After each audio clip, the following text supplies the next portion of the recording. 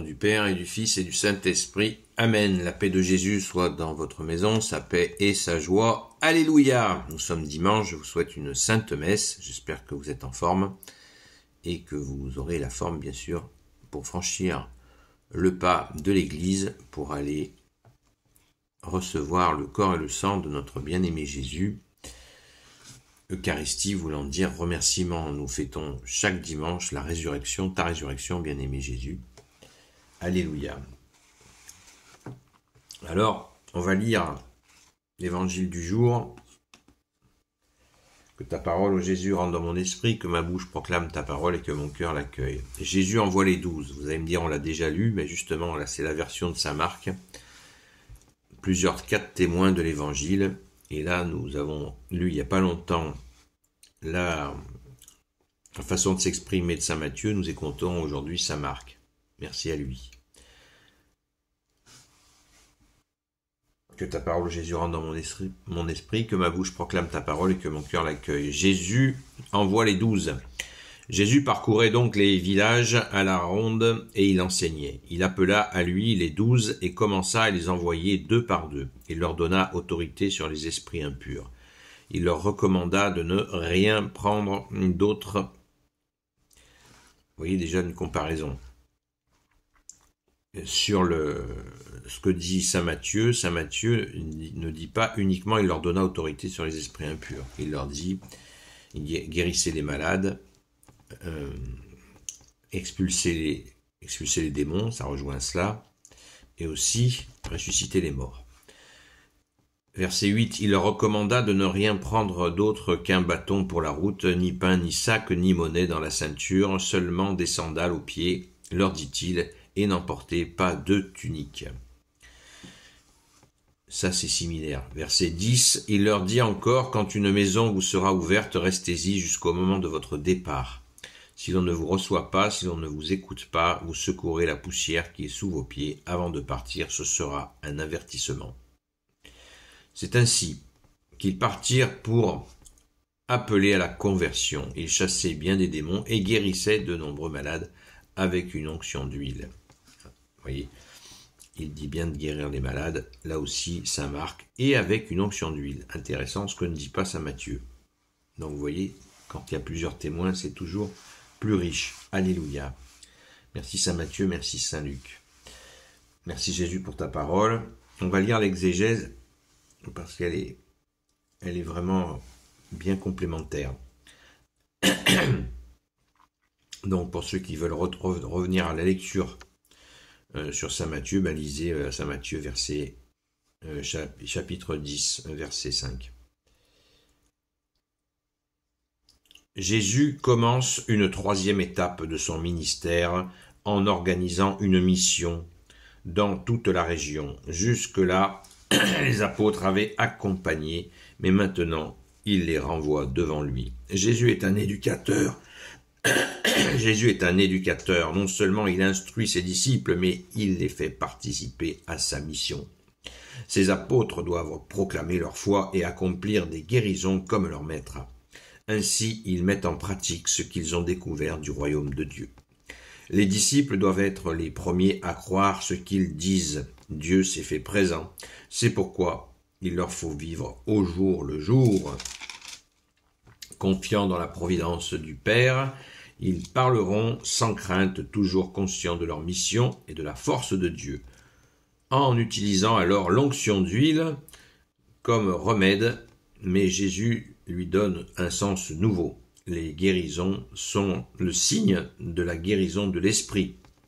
La réconciliation de l'homme avec Dieu, Jésus se préoccupe déjà de former des communautés de croyants.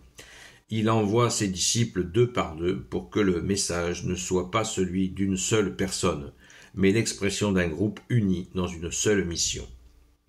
Jésus leur dit de rester dans une maison et cette famille sera le centre d'où la foi s'étendra. Hé hé! Alléluia! Merci Jésus. Vous voyez, si Jésus demande de rester dans la même maison, pour pas s'éparpiller, ça on pouvait s'en douter, mais on n'avait pas forcément pensé, personnellement je n'y avais pas pensé, que cette maison qui a reçu les apôtres allait être le noyau central doit aller démarrer cette foi, puisque les apôtres y ont séjourné. D'où l'importance de ne pas passer de maison en maison, puisque Jésus insiste là-dessus à plusieurs reprises.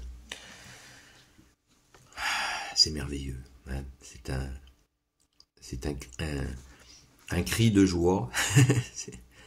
C'est une expiration de joie de voir, je suis un peu assommé de voir qu'à chaque fois on apprend des choses. À chaque fois tu nous donnes de nouvelles choses à comprendre en Jésus. Et c'est beau, c'est agréable, c'est bien plus doux que le miel. Merci Jésus.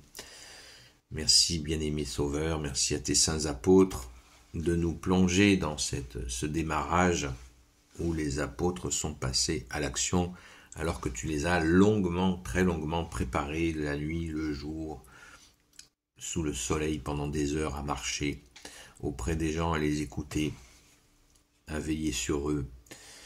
C'est bon de se replonger dans ce temps, surtout dans cette période que nous traversons, où il y a toutes les tentatives pour essayer de cacher la vérité que tu es, mais on ne peut pas cacher la vérité que tu es, Jésus, le chemin, la vérité et la vie. Avec toutes les attaques entre les cathédrales qui mystérieusement brûlent, voilà.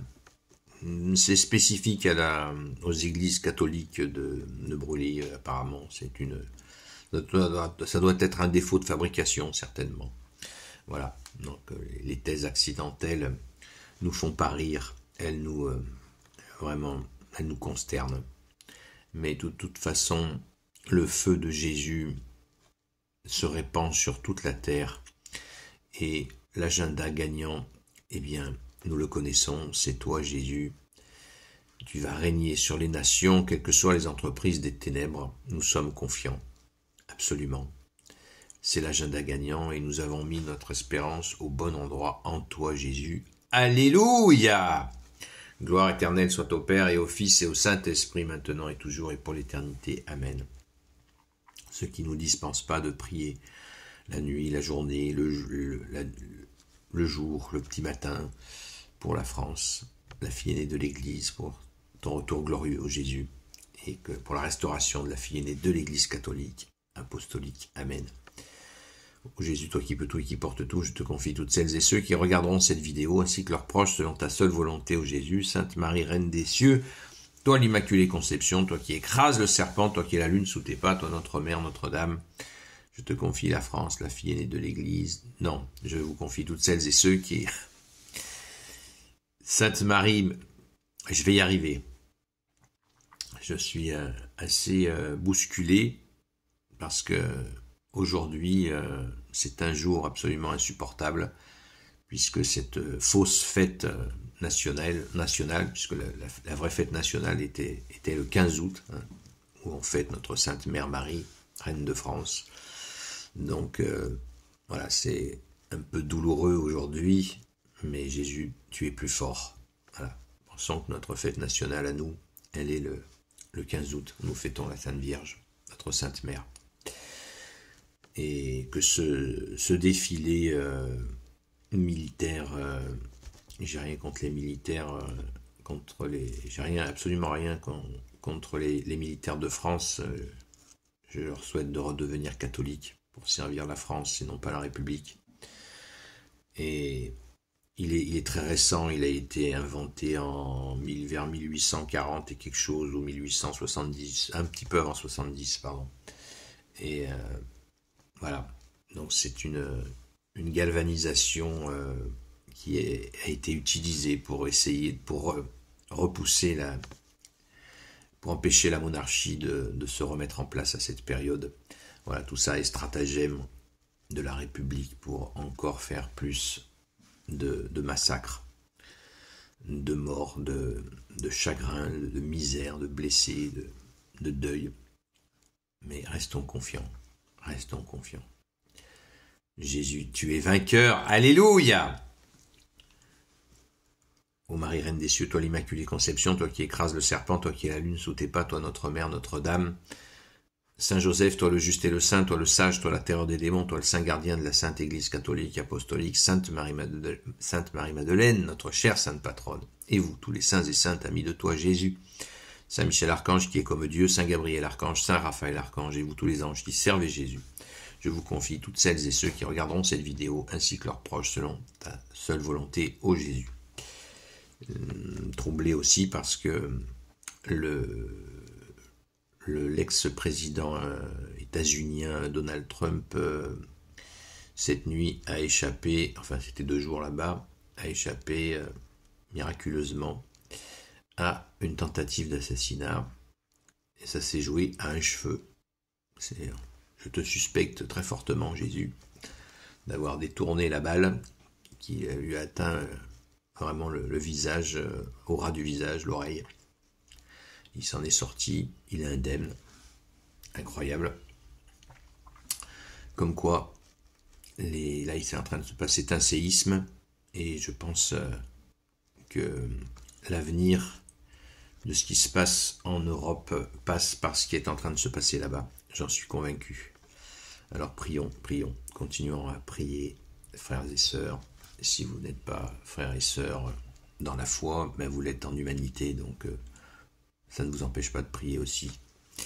Donc voilà, soyons dans la prière permanente, les amis. À très vite.